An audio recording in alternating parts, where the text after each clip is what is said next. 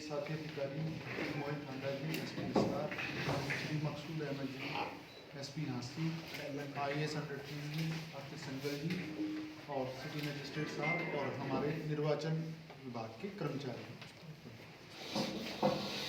जैसा कि आपको विदित है, जनरल इलेक्शंस लोकसभा 2024 का इलेक्शन का अनाउंसमेंट हो चुका है। ये जो शब्द मैंने कहा इलेक्शन अनाउंसमेंट, ये सिग्निफिकेंट है जी।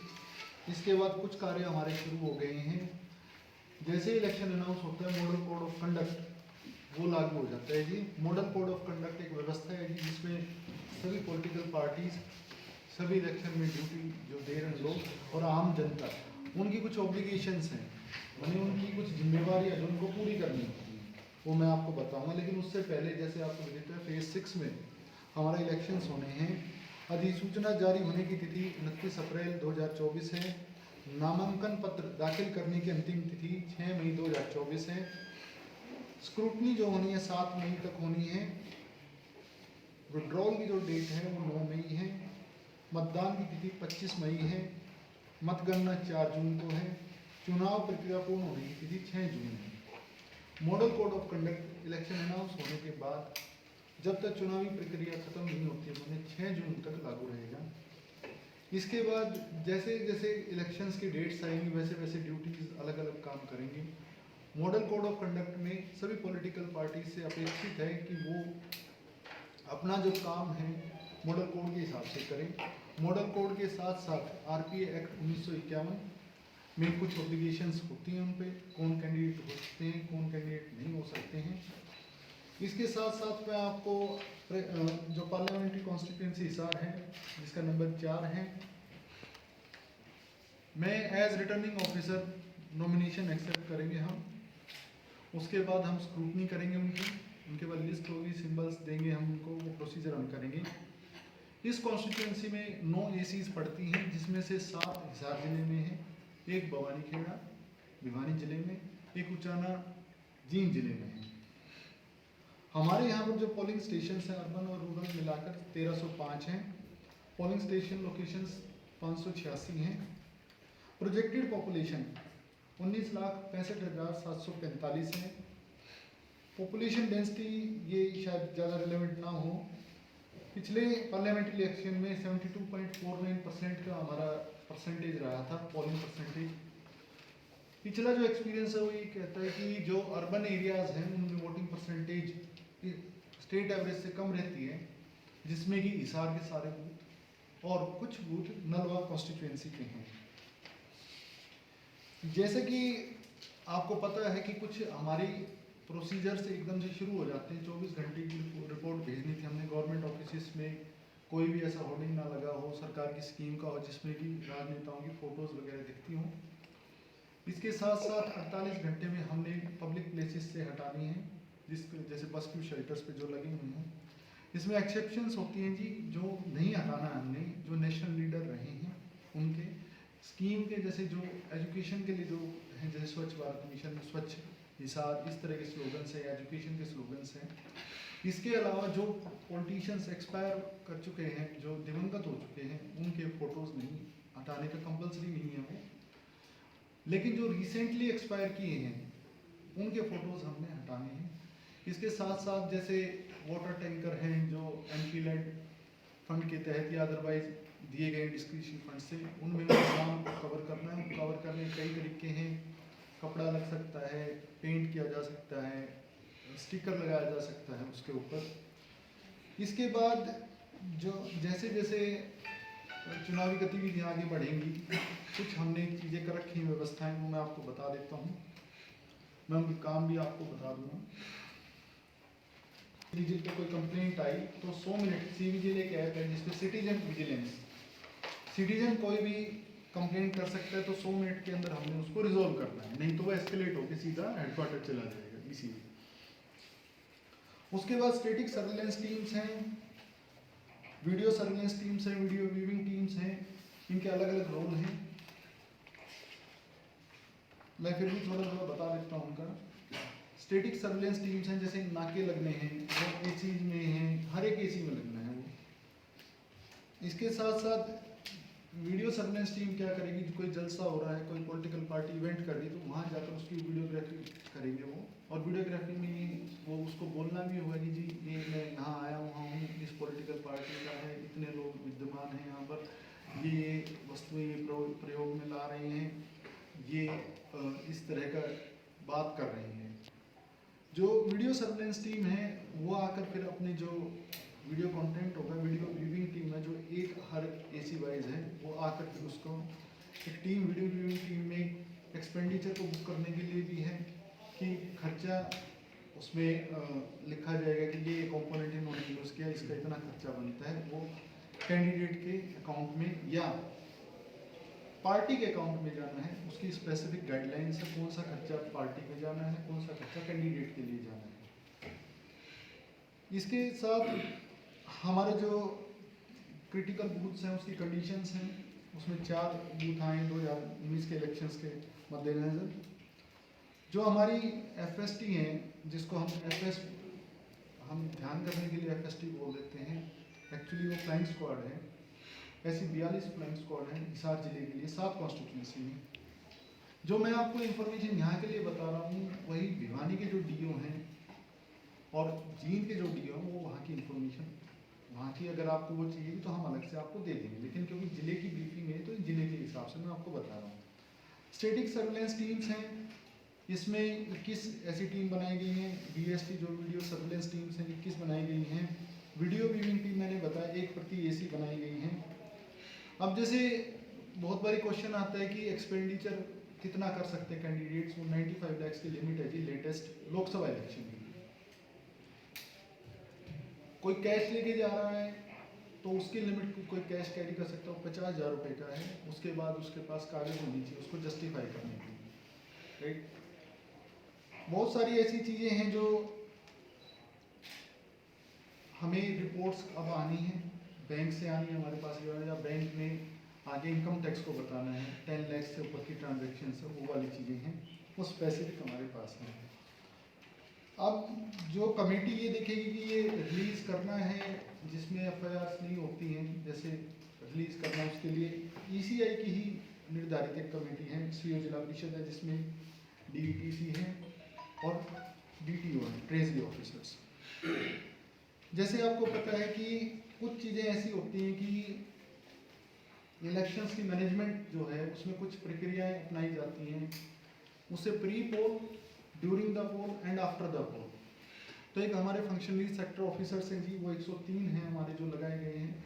इसका कॉन्फ़िगरेशन 10 से 12 बूथ पे एक सेक्टर ऑफिसर लगता है जो कि सेक्टर मैनेजमेंट का काम करते हैं। उसके लिए उनको सेक्टर मैनेजमेंट प्लान बनाना पड़ेगा। 10 से 12 बूथ पे उनकी पोलिंग पार्टीज पूरी तैयारी के साथ, सेक्टर ऑफिसर सबसे इम्पोर्टेंट फंक्शनरी है जहाँ तक प्लानिंग वाली बात है, उनको खुद ईवीएम को ऑपरेट करना, जो उनको मटेरियल दिया जाता है, जो फॉर्म्स दिए जाते हैं पोलिंग पार्टीज को, वो सारे सेक्टर ऑफिसर के माध्यम से ही वो मॉनिटरिंग की जाती है। ऐसे 103 लोग ऑफिसर्स हैं, ये सीनियर मोस्ट ऑफिसर्स होते हैं। इसके अलावा 14 रिजर्व में रखे गए हैं लोग। इन लोगों का काम होगा यहाँ से जैसे पोलिंग पार्टीज डिस्पैच होंगी वो अपनी जगह पहुँच जाए, जो उसका निर्धारित पोलिंग बूथ जो कि 3rd रेंडमाइजेशन के बाद डिसाइड होता है कि कौन सी पार्टी कौन से बूथ पे जाके काम करेगी।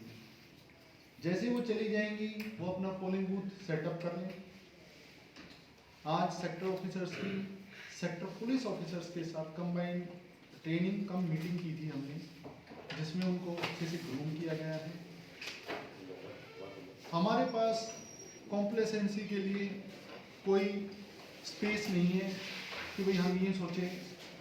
अधिकारी कर्मचारियों को बता दिया गया है कि आपने पहले भी इलेक्शन कराए होंगे, मैंने भी पिछले इलेक्शन में मैं ARO था, हमने पंचायत के ULP के मैंने जो भी हमने सभी सीनियर ऑफिसर्स हैं, इवन हमने अपने अंडरटेकिंग ऑफिसर को ACUT को भी असाइनमेंट्स दिए कि भाई आप इनको पढ़ो। सारे सीनियर ऑफिसर्स ने खुद वो चीज़ पढ़ी है।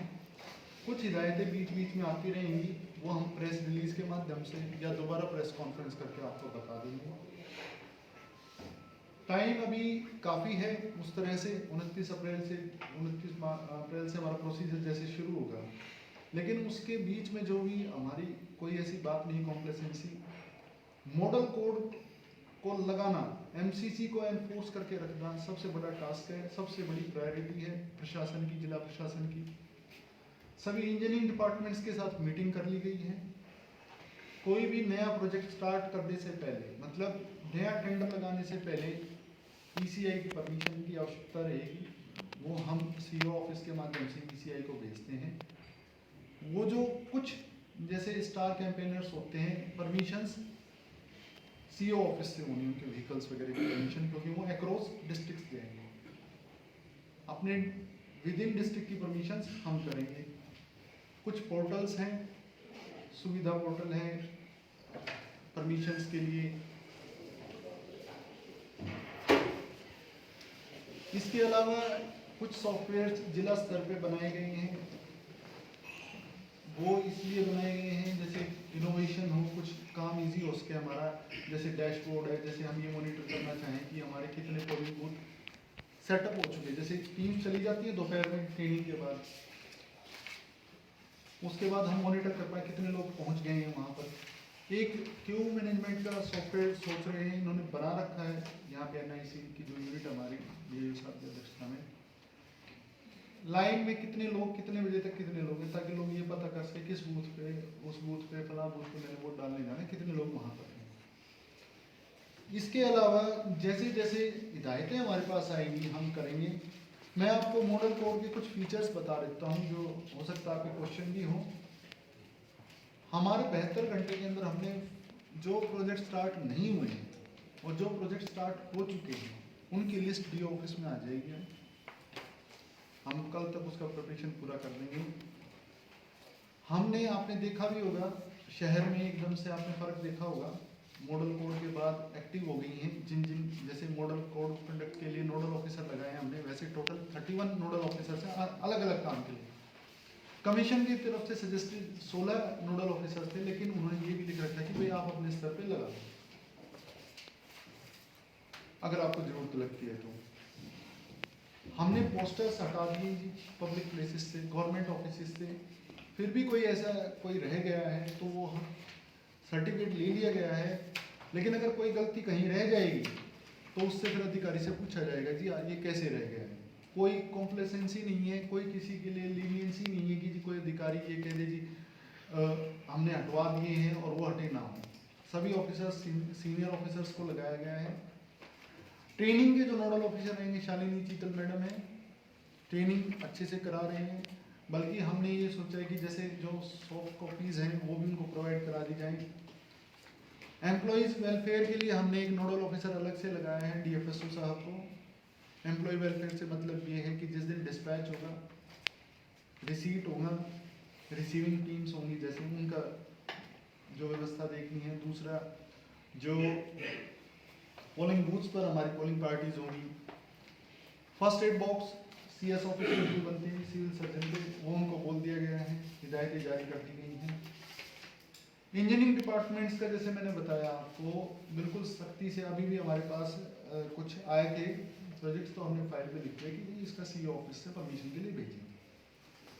कोई भी प्रोजेक्ट हमारा जो अलॉट हो चुका था और उसका एक्चुअल वर्क ग्राउंड पे शुरू हो गया है, सिर्फ वही शुरू हो सकता है, अभी बाकी नहीं होगा। चाहे वर्क अलॉट हो रखा हो लेकिन ग्राउंड पे शुरू नहीं हुआ है तो वो काम नहीं कराया। इसके अलावा अगर आपका कोई प्रश्न है तो प्लीज पूछिए। वो सर संवेदन और अति संवेदनशील कितने बूथ बनाए गए हैं और सेंसिटिव और हाइपर सेंसिटिव ये डिक्शन अब यूज नहीं करती ईसीआई, एक ही है क्रिटिकल बूथ। वो जो क्रिटिकल बूथ अभी तक हमारे पास 4 हैं, वो डेटा लॉ एंड ऑर्डर से भी संबंधित कंडीशन है उसकी, और उसके अलावा वोटिंग पैटर्न से भी संबंधित है कि भाई 90% वोट होगी, 70% एक ही कैंडिडेट को चलेगी, तो ऐसे 4 आएंगे। वल्नरेबिलिटी मैपिंग जैसे सेक्टर ऑफिसर्स हैं, उन्होंने 3 दिन के अंदर हमें रिपोर्ट देनी है। एक बार हमने रिपोर्ट ले ली थी इलेक्शन अनाउंसमेंट के 3 दिन के अंदर। 5 दिन के अंदर वो, मतलब अगले 2 दिन में वो एआरओ के माध्यम से हमारे पास आ जाएगी। क्रॉस वेरिफिकेशन के लिए एसडीएम रैंक से नीचे का अधिकारी नहीं होना चाहिए, वो उसको एनालाइज करेंगे और फिर हम और एसपी साहब मिलकर करेंगे। एक नंबर जारी की ओर से क्या किसी 1950 नंबर कोई जारी किया गया? हाँ जी, वो कंप्लेंट्स के लिए है जी। किसी को कोई कंप्लेंट दर्ज करानी तो उससे कर सकते हैं, ऐप भी डाउनलोड कर वो भी कर सकते हैं। उसमें संबंधित कर्मचारी की ड्यूटीज़ भी लगी हैं कि सी विजिल की कंप्लेंट आएंगी, फ्लाइंग स्क्वाड एकदम से एक्टिवेट हो जाए ताकि उसको रिजोल्व किया जा सके 100 मिनट के अंदर। ये एक्सपेंडिचर की बात पार्टी के फंड से भी कुछ खर्चा हो सकता है, उस पर कोई लिमिट नहीं है, पार्टी कितना भी कर सकती है। कर सकती है, इसके अलावा खर्चा कर सकती हाँ जी, वो उसकी बुकिंग्स हैं, जैसे एग्जांपल सोचिए अभी कैंडिडेट अनाउंस नहीं हुआ है। लेकिन पार्टीज अपना प्रचार करना चाहें तो वो स्टेट पार्टी में मतलब उस पर्टिकुलर पार्टी में चला जाए। सोशल रहेंगे इस बार। देखिए मैं आपको जैसे बताया, मॉडल कोड ऑफ कंडक्ट जो है वो डायरेक्टली ये नहीं कहता कि आपने मॉडल कोड को वायलेट किया इसलिए आपको ये प्रोसिक्यूट किया जा रहा है। जो अंडरलाइंग लॉ है, आईपीसी की धाराएं हैं जिसमें कि जाति, धर्म या सामाजिक समूह के बेसिस पे कोई हेट्रेड ना फैलाए, नफरत ना फैलाए, उनके तहत प्रोसिक्यूट किया जा सकता है।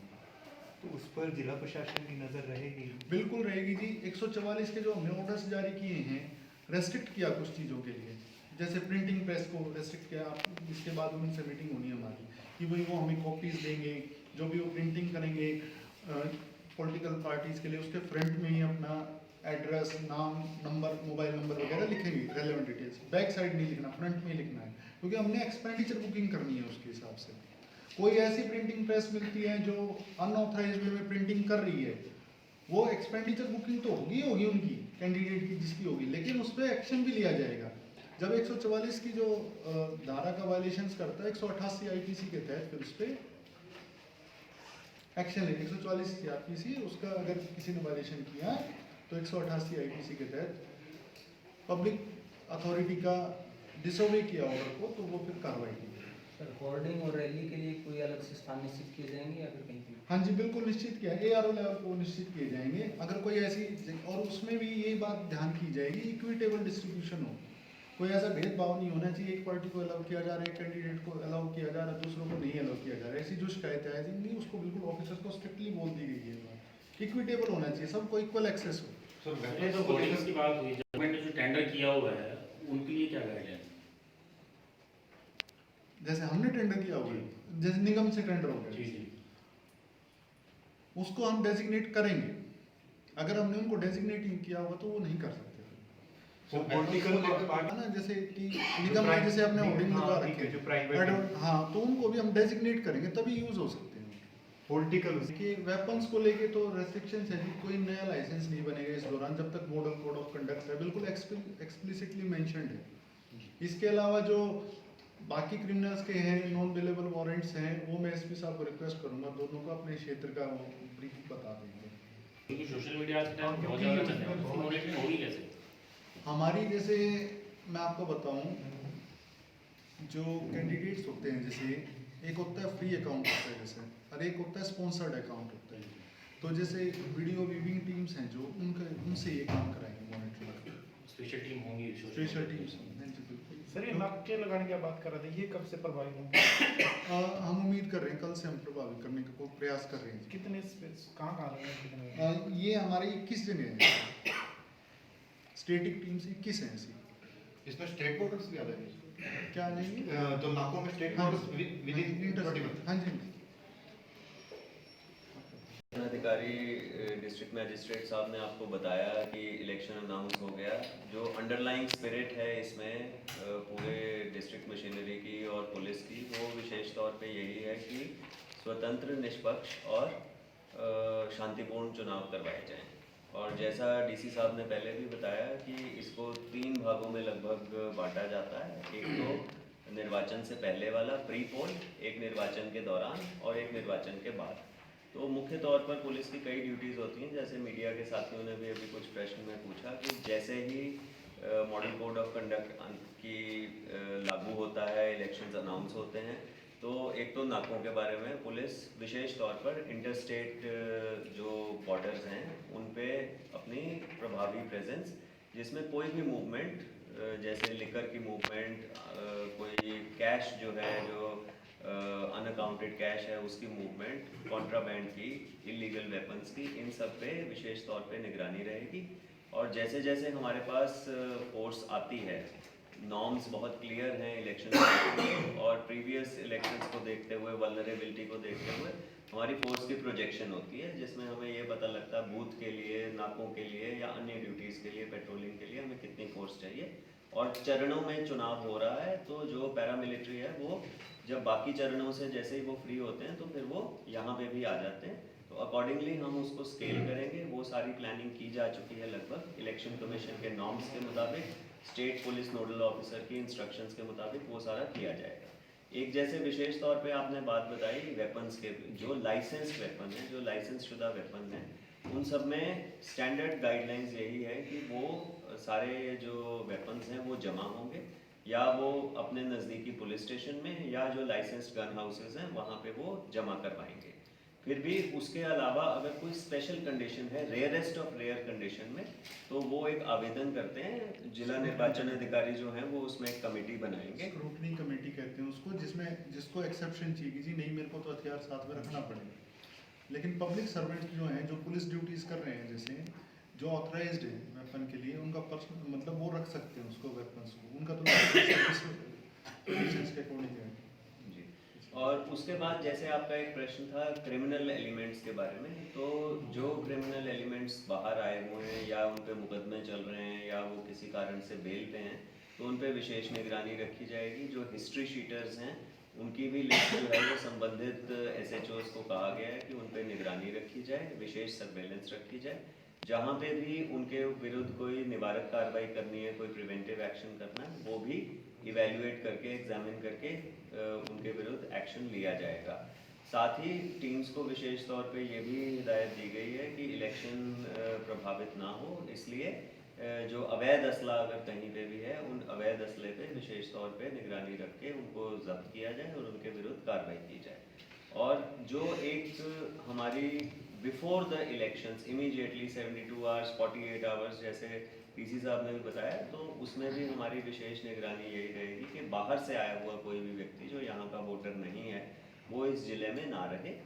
और जो इम्पॉर्टेंट माइलस्टोन्स, इम्पॉर्टेंट इवेंट्स होते हैं, जैसे नॉमिनेशन फाइल करने के वक्त और वोटिंग के दौरान, तो जो पुलिस की ड्यूटीज़ लगती हैं, जो 3 टियर सिक्योरिटी लगती है, उन सब का इलेक्शन कमीशन की गाइडलाइंस के मुताबिक ध्यान रखा जाएगा। चाहे वो नॉमिनेशंस के वक्त हो, चाहे वो EVMs को कहीं पे सेफली सिक्योर करना है हमने, वो सारी जो कदम हैं वो उठाए जाएंगे। लिकर डिस्ट्रीब्यूशन बिल्कुल, मैं उसका बता देता हूँ एक्साइज के पर्पज से। जो उनका पहली तो बात है, जहाँ पर उनके स्टोरेजेस हैं, ECI की रिक्वायरमेंट है कि उनकी वीडियो से कवरेज हो, ठीक है। जो डिस्टिलरीज हैं जो मूवमेंट करेंगे वो बिल्कुल अकाउंटिंग किया जाएगा उस चीज़ को कि किस वेंडर के वहाँ पे जा रही है, उस तरह की चीज़ें होंगी। ये खास ध्यान देने वाली चीज़ है। जैसे SP साहब ने बताया कि लास्ट का जो टाइम हो बड़ा क्रिटिकल होता है, उस टाइम पे स्पेशल सर्विलेंस रखा जाए कि बाहर के व्यक्ति आके जो यहाँ के वोटर नहीं हैं वो यहाँ पर मतलब ना स्टे करे इवनिंग में, रात को, मतलब उस तरह से। इसके साथ साथ जैसे मॉडल कोड ऑफ कंडक्ट है, जैसे उसमें एज ए नॉर्म ये कि गेस्ट हाउसेज में कोई भी पॉलिटिकल एक्टिविटी नहीं हो सकती, गवर्नमेंट के जितने गेस्ट हाउस हैं। दूसरी बात ये कि उसमें एक्सेप्शन हो सकती है, किसी को हेल्थ का बिल्कुल ही कंसर्न हो गया किसी पॉलिटिकल फंक्शन को, तो वो विद परमिशन ही स्टे कर सकते हो वहाँ पे। यूजुअली करते नहीं हैं, लेकिन फिर भी उसके व्यवस्था है उस तरह से कि भाई आपने पॉलिटिकल एक्टिविटी तो बिल्कुल नहीं करनी है। और अगर मान लीजिए कोई पॉलिटिकल फंक्शन है विद परमिशन स्टे भी कर रहे हैं, तो वहाँ पे मेडिकल डॉक्टर होगा, पुलिस होगी देखने के लिए कि क्या वो कंडीशन वैसी है और उनके लिए सर्विलेंस रखा जाए, कोई पॉलिटिकल एक्टिविटी ना करें। इसके साथ साथ कोई भी ऐसा, मतलब जैसे मैंने बताया इंजीनियर्स के लिए कोई भी इनोग्रेशंस वगैरह इस तरह का प्लान नहीं होगा। अगर कोई हो भी रहा है तो कोई पॉलिटिकल पर्सन उसमें एज अ कॉमन सिटीजन आ सकते हैं। ये नहीं हो सकता कि भी वो उसका लोकार्पण कर रहे हैं या फिर शिलान्यास कोई, ऐसा कोई गतिविधि अब अलाउड नहीं